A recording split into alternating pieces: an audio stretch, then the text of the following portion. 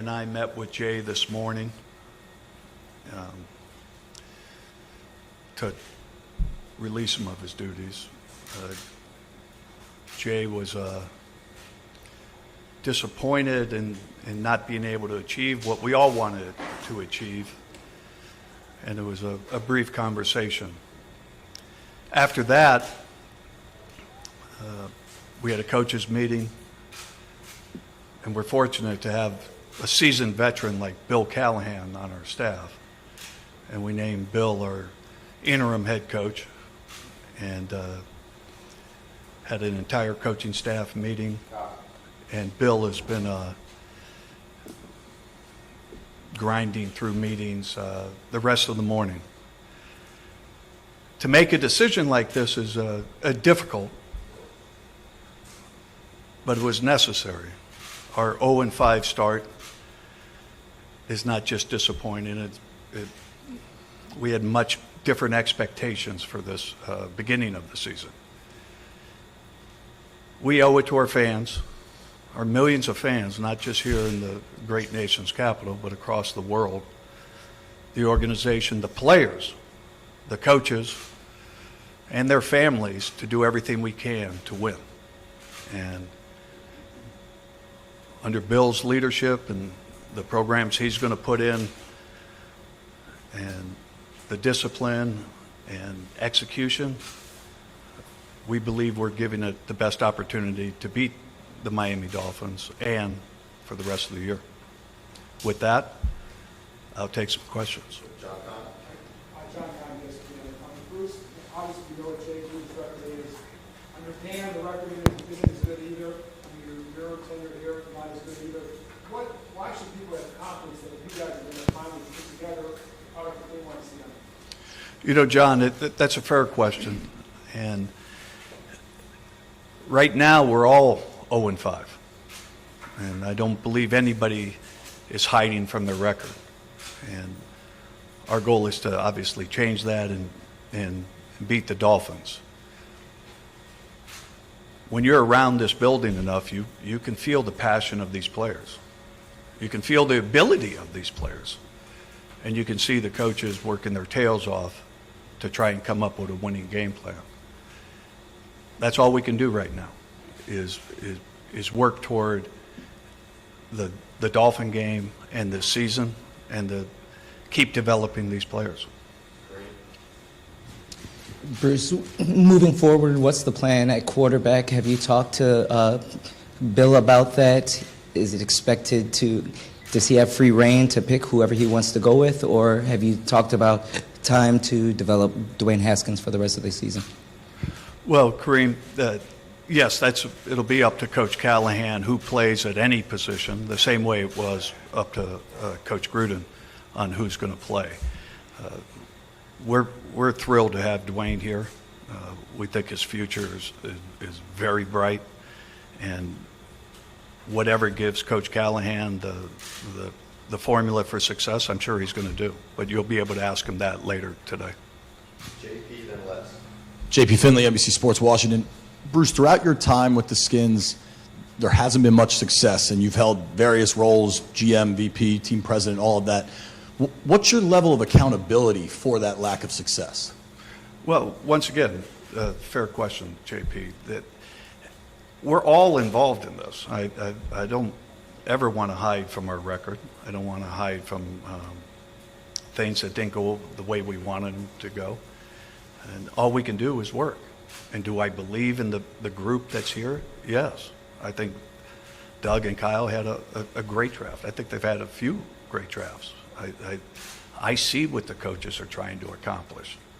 And I see what the people do at the stadium. They're great workers. They care about this team. They care about this franchise. And I'm not saying I care more than anyone, but I absolutely want what's best for the Washington Redskins, and we're going to make sure we do it.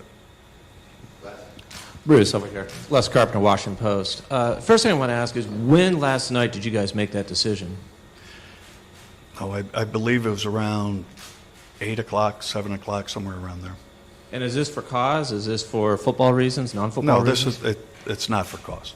Okay. Craig, then Michael Phillips. Bruce, Craig Hoffman, 106.7 The Fan. You've been the primary decision maker for this organization for nearly a decade now, and in that time, you guys have won only 38% of your games. When you look back at that decade, what do you feel like you could have done differently to not be standing here now, having moved on from a second head coach in that time? Well, I promise you that I've never thought of standing here mid-season with a coaching change. We all have hopes and dreams the same way the fans do and the players who are working out right now trying to get better. And all we can do is try to improve tomorrow. I'd like to change a result of a game or two or a season, but you can't. All you can deal with is today and tomorrow, and that's what we're going to do. Why is Dan Snyder not addressing the fans today? Because I am. Will there be an opportunity to talk to Dan about the franchise that he owns at some point? Yeah, Dan's makes himself available from time to time. Rhiannon Walker, The Athletic DC.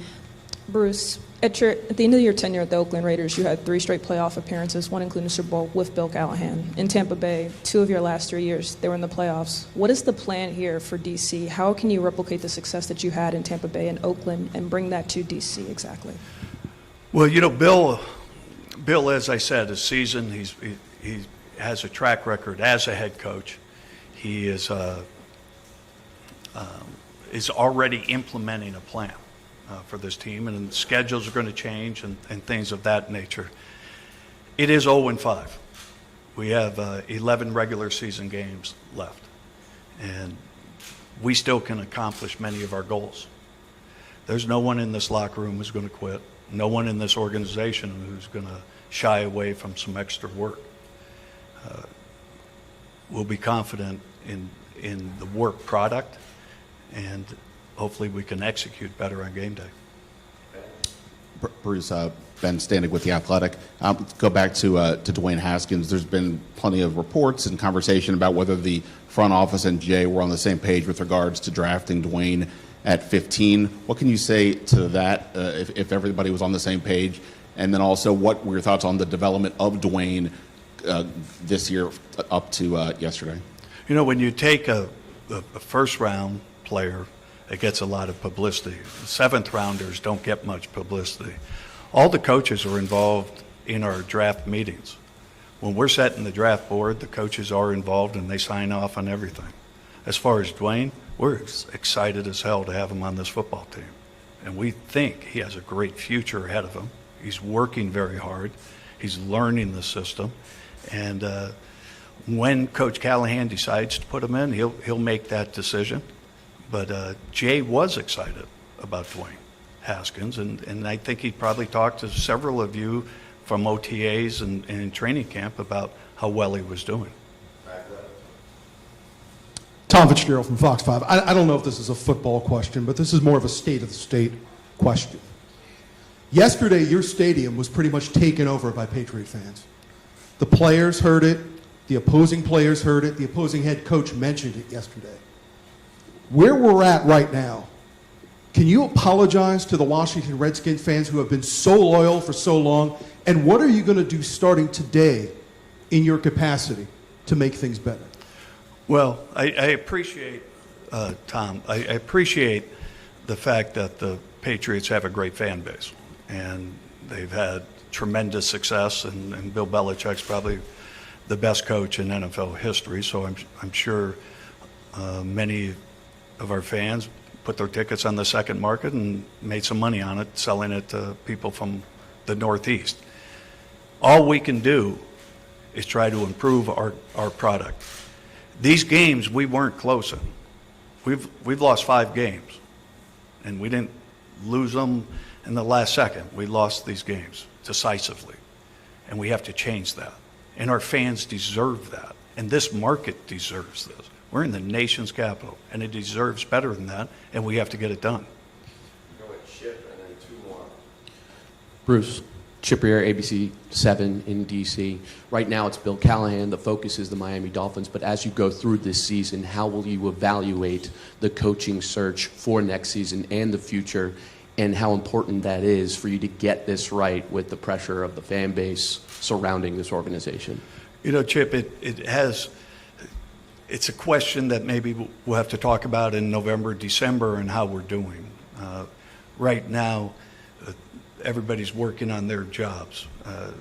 We'll have plenty of opportunity to explore what's out there in the coaching world after the season. There are league rules that determine what you can and can't do in coaching searches, which we'll obviously follow.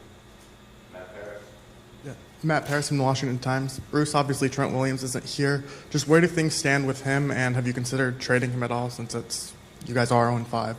He is not here. You are very correct on that, Matt. And really, there's been no dialogue with any other team. Would you consider trading him? Just as a Pardon follow-up, would you consider trading him? No, not at this time. Bruce, there's a lot of talk about the culture surrounding this football team, and obviously with a decade, 2 decades without much playoff success, without much on-field success, how would you describe the culture surrounding this football team? You know, the culture is actually damn good. These people care. We have a very young core of players that we have brought in here who are accustomed to winning. If you look at the record of these guys, they're accustomed to winning. They want to win. In free agency, we brought Landon Collins. A great leader, great player, wants to win. We haven't put it together. We've made too many mistakes on game day. But the effort of the players and the rest of this organization is fantastic. Doug Williams, his hours, if you want to check his time card, working all the time. Our scouts on the road, working all the time. And they're trying to find the right formula for success. These players have the ability, and we just have to execute it. How does that culture translate then to winning football? Through winning football games. We have to win. We didn't win any of these games. That last one, David Aldridge, finish us off. David Aldridge with The Athletic. To kind of piggyback on JP's question, over the last decade, you have tried several different models in terms of culture building, whether it was bringing Joe Gibbs back, going to a strong GM with Scott McLuhan, bringing in a young assistant like Jay Gruden. Nothing has worked. So why is it so hard to set a proper culture that leads to winning football for you? You know, I don't necessarily agree with the premise that it's never. You know, last year at this time, we're in first place and we're doing well. So it was working pretty damn good. And unfortunately, our quarterback got injured. The pieces are here for a winning team. We have to put them in the right place, believe in each other, and keep fighting for a goal. There's only one way you win. You have to work, and you have to get better, and you have to beat your opponent. And that's what we have to do. And I believe these players and these coaches will do that. Thanks, everybody. Thank you. Coach Callahan will address the media at 3 o'clock today. Thank you.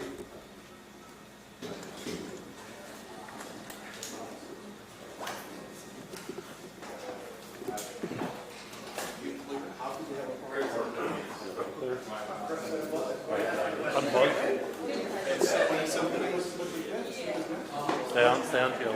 Unplug. Let's go back.